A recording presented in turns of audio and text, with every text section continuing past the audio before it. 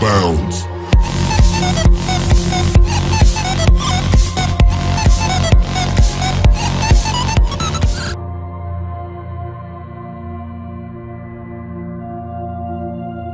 آج ہم بات کریں گے حضرت سلیمان علیہ السلام کی زوجہ ملکہ سبا کے بارے میں۔ قرآن پاک کی سورۃ نمل میں حضرت سلیمان علیہ السلام اور ملکہ سبا کا ذکر موجود ہے، جو کہ نہایت دلچسپ اور سننے میں بھلا معلوم ہوتا ہے۔ حضرت سلیمان علیہ السلام بنی اسرائیل کے جلیل القدر بادشاہ اور نبی تھے۔ آپ کی حکومت انسانوں کے علاوہ جنوں، پرندوں اور جانوروں پر بھی تھی۔ ایک دن ہدہد کے ذریعے حضرت سلیمان علیہ السلام کو یمن کی ملکہ سبا کے متعلق اطلاع ملی، جو سورج کی پرستش کرتی تھی۔ شیطان نے اسے اور اس کی قوم کو گمراہ کر رکھا تھا۔ حضرت سلیمان علیہ السلام نے ملکہ سبا کو ہدہد ہی کے ذریعے ایک خط بھیجا۔ ہدہد نے یہ خط ملکہ سبا کی گود میں اس وقت گرایا جب وہ خلوت میں آرام کر رہی تھی۔ کسی کو یہ علم نہ ہو سکا کہ خط کون لایا اور کس نے کس وقت دیا۔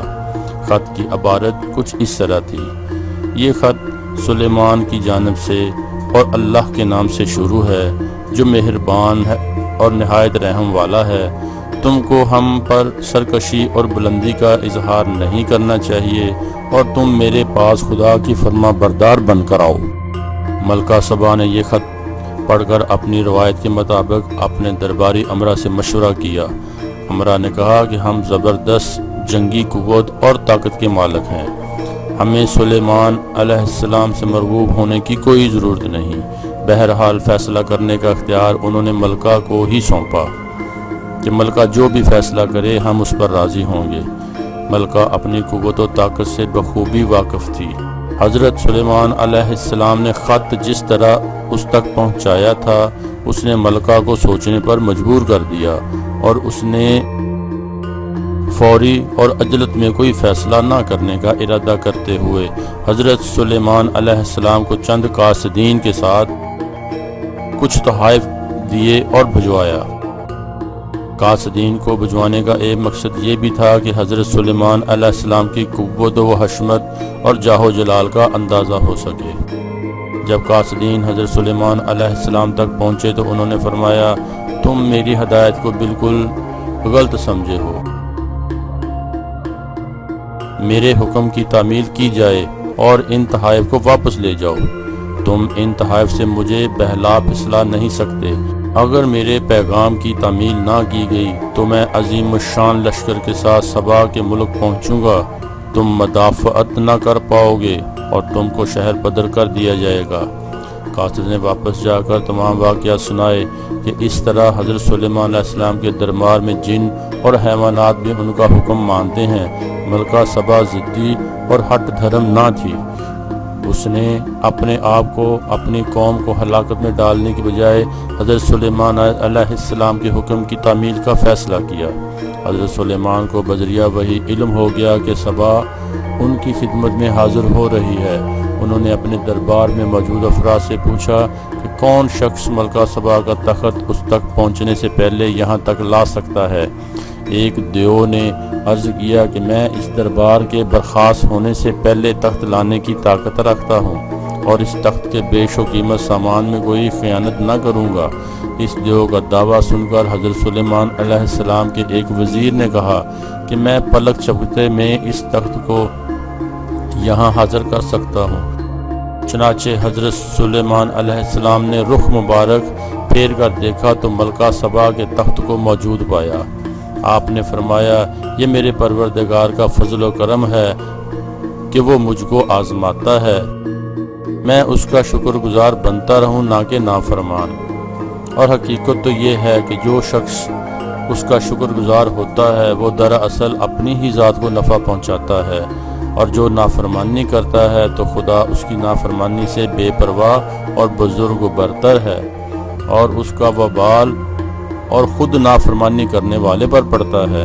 اللہ تعالیٰ کا شکر ادا کرنے کے بعد حضرت سلیمان علیہ السلام نے اس تخت کی ہیبت میں تبدیلی کا حکم دیا اور فرمایا کہ دیکھنا چاہتا ہوں کہ ملکہ سبا دیکھ کر حقیقت کی طرف مائل ہوتی ہے یا نہیں۔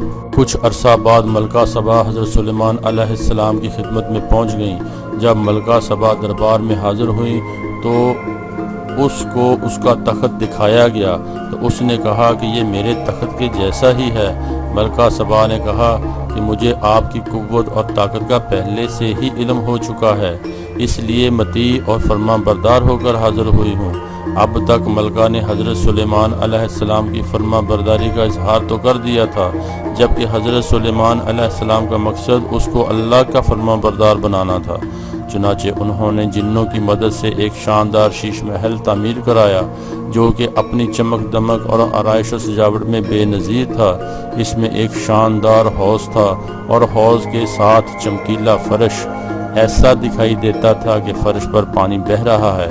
ملکہ سبا سے کہا گیا کہ وہ قصر شاہی میں قیام کرے۔ ملکہ کو اس کے لیے صحن سے گزرنا پڑا۔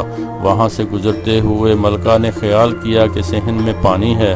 اس نے اپنے لباس پنڈلیوں تک اٹھایا پانی میں بھیگ نہ جائے، تو اس کو بتایا گیا کہ اس میں پانی نہیں ہے بلکہ یہ حوض کا عکس ہے۔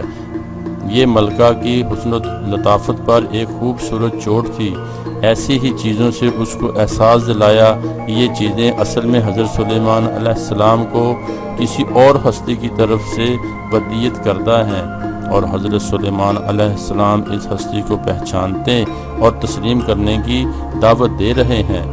اس بات کا خیال آتے ہی ملکہ شرمسار ہوئی اور اللہ پر ایمان لے آئی۔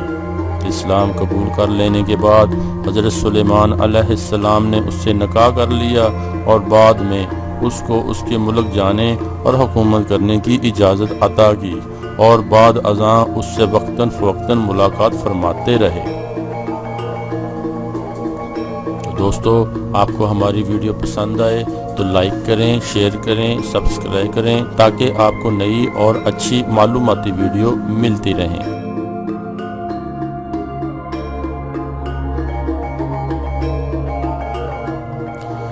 دوستو، آپ کو ہماری ویڈیو پسند آئے تو سبسکرائب کریں، لائک کریں، شیئر کریں تاکہ آپ کو نئی اور اچھی معلوماتی ویڈیو ملتی رہیں۔